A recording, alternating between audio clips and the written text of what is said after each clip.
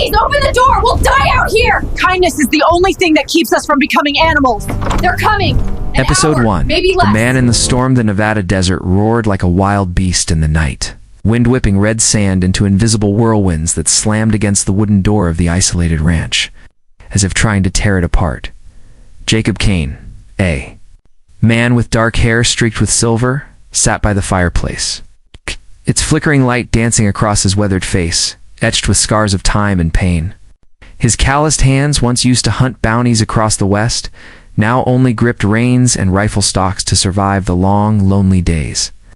10 years ago, an ambush by outlaws had stolen his wife, Clara, and their little girl, Lily, leaving an unfillable void in his heart. Since then, Jacob had chosen to live as a shadow, shunning the world, speaking only to his horses and the howling desert winds. The firelight illuminated the wooden wall, where a faded photograph hung, capturing Clara and Lily smiling brightly under a clear blue sky. Jacob couldn't bear to look at it directly, but every night his eyes would drift to it, a reminder of a life filled with love and hope. Now, his ranch was a solitary fortress, perched on the edge of the desert, where only wolves and sandstorms kept company. He had built high fences, not to keep others out, but to keep himself from the world that had betrayed him by taking everything he cherished. A knock shattered the silence, sharp as a blade slicing through the dark. It wasn't the polite tap of a lost traveler, but a desperate pounding, as if someone's life hung by a thread. Jacob gripped the hunting knife on the table, its steel cold under his fingertips. He stood, his tall shadow stretching across the wooden floor, eyes narrowing in caution. No one came here, no one dared. His ranch lay where even the boldest avoided, a place ruled by death and solitude. The knocking came again, harder, accompanied by a woman's voice, trembling yet resolute, speaking English with an unfamiliar cadence. "Please, open the door. We know you're there. If you don't help, we'll die out here." The voice pierced the armor Jacob had built over 10 years.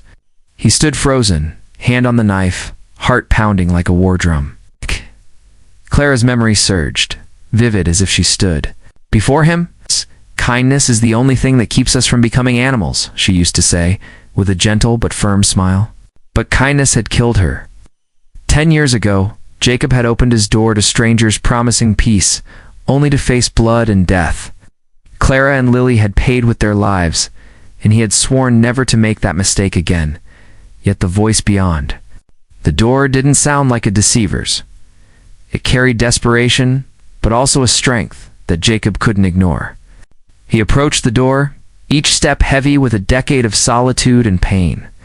Through the thick wood he heard more clearly now, multiple voices, all women, speaking in a language he didn't fully understand, but recognized Navajo. His blood ran cold. The last time he'd heard that tongue, it came from an old friend, a Navajo warrior who had saved his life in battle. But that was a distant memory, buried under the dust of the past. The main voice spoke again, closer now, as if pressed against the door. "They're coming. If you don't open the door, our blood will stain your gate, and you won't escape either." The words struck Jacob like a knife to the chest. He placed his hand on the iron bolt, feeling its chill. 10 years of isolation had taught him to trust his instincts, and now they screamed out of danger from these women. But from whatever hunted them, something fierce enough to drive them to a stranger's door in a storm. He thought of Clara, how she'd look at him if he turned away those in need. But he also thought of Lily, her clear eyes as she fell in his arms, blood soaking the desert sand. Jacob took a deep breath, fingers tightening on the bolt. Open the door, or let them die out there. This choice would shatter the fortress of solitude he'd built, pulling him back into a world he'd sworn never to rejoin. But that voice, blending fear and defiance, had awakened something in him, a part he thought had died with his family. He pulled the bolt, the metallic creak, a final warning. As the door swung open, a frigid gust swept in, carrying the scent of sand, rain, and blood.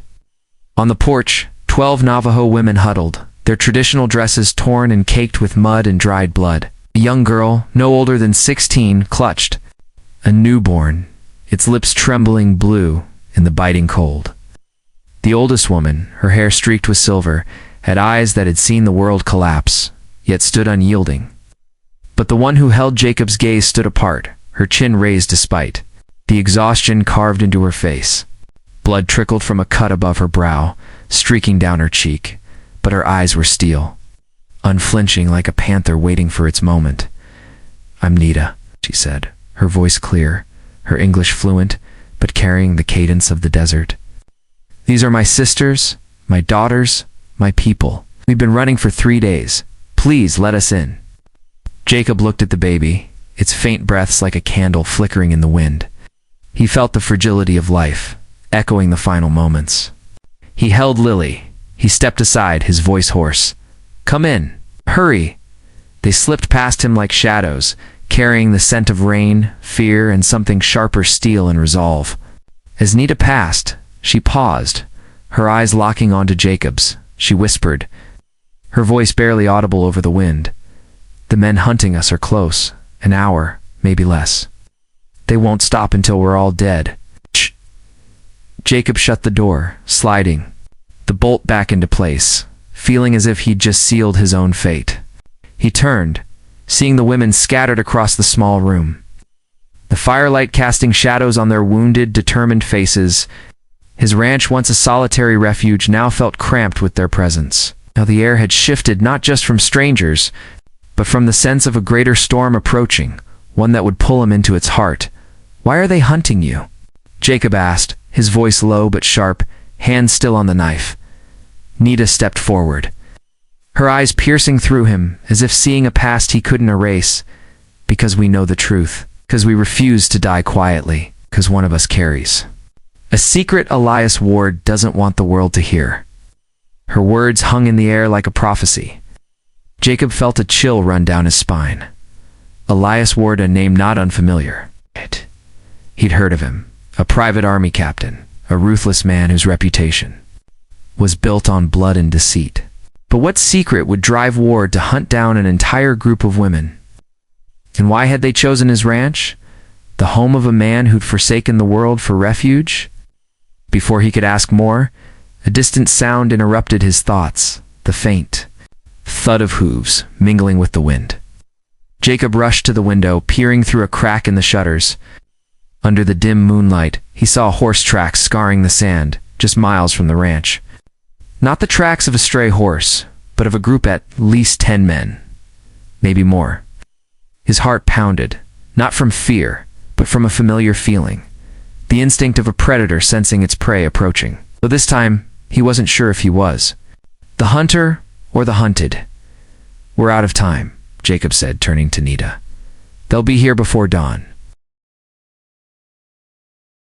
Nita nodded, but her eyes weren't those of a victim seeking salvation. She drew a dagger from beneath her dress, its blade glinting in the firelight.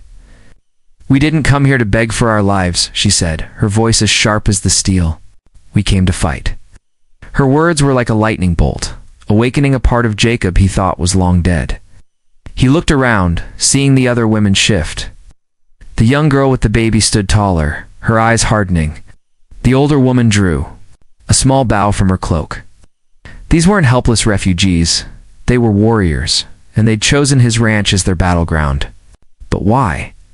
What made them believe a man who'd abandoned everything could help them face an army? Jacob stepped closer to Nita, his voice dropping to a near whisper. "What's the secret you're carrying, and why me?" Nita smiled, but it held no warmth.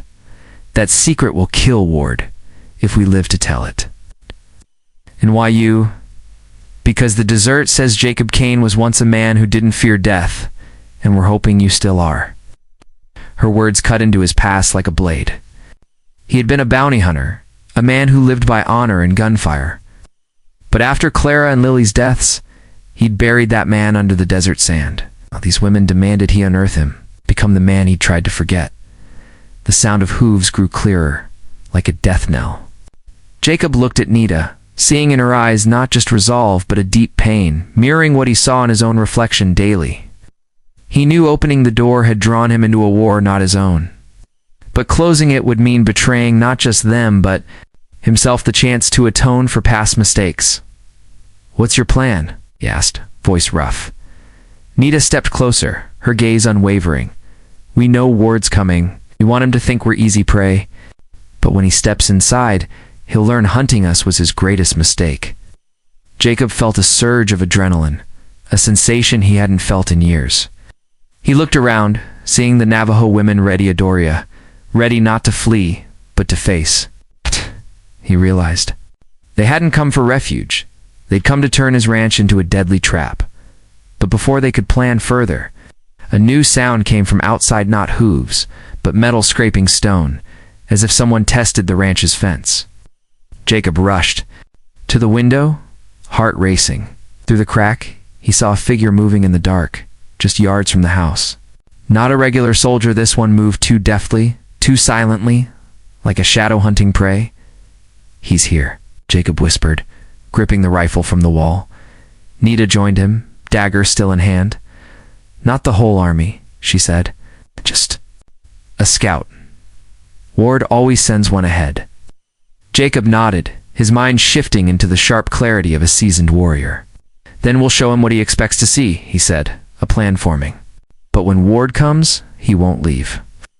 Nita's eyes flashed with something not hope, but recognition. "You're still the man the desert speaks of," she said. But as Jacob prepared to signal the women to hide, a faint cry broke the silence. The young girl's baby, its lips blue, began to wail, a small sound that echoed dangerously in the quiet night. "Out!" Shh. Jacob's heart clenched. That cry could betray them all. "Quiet it," he hissed urgently. The girl panicked, tried to soothe the child, but the cries grew louder. Nita rushed over, whispering in Navajo, and the baby quieted. But Jacob knew it was too late. The scout outside had likely heard. Peering through the shutters, he saw the figure pause, head tilting as if listening. Then it began moving toward the house, silent but menacing. Jacob gripped his rifle. Time. Slowing to a crawl? "He knows we're here," Jacob said, voice low. "Get ready." Nita nodded, signaling the women. They moved swiftly, silently, like ghosts in the night. Some drew weapons, daggers, small bows, hidden under cloaks. Jacob realized they weren't fleeing victims, but warriors who'd chosen his ranch as their final stand. But as he prepared to face the scout, another sound cut through a gunshot. Not from the scout, but from another direction, deep in the desert. It wasn't a warning shot. It was something else, something bigger. Jacob looked at Nita, seeing her expression shift, not fear, but the alertness of someone who knew the game had just gotten deadlier.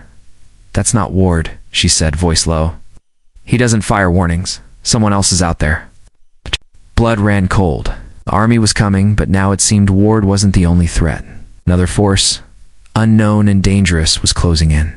He looked at Nita, realizing his choice to open the door hadn't just pulled him into her war, but into a secret that could cost them all their lives. Episode 1 end. Secrets in the Night episode. 1 ends with Jacob Kane at a fateful crossroads. He's opened his door to the Navajo women, but now faces not only Elias Ward, but an unknown force drawing near. What was that gunshot in the distance? What secret does Nita hold that could destroy Ward? And can Jacob, a man who lost everything, find himself again in this storm? Tune in for episode 2 to uncover what awaits Jacob and Nita in the deserts. Shadows. If you're hooked on this story, hit the like button and subscribe to the channel to catch every thrilling moment. Share your guesses about Nita's secret in the comments. What's lurking in the darkness?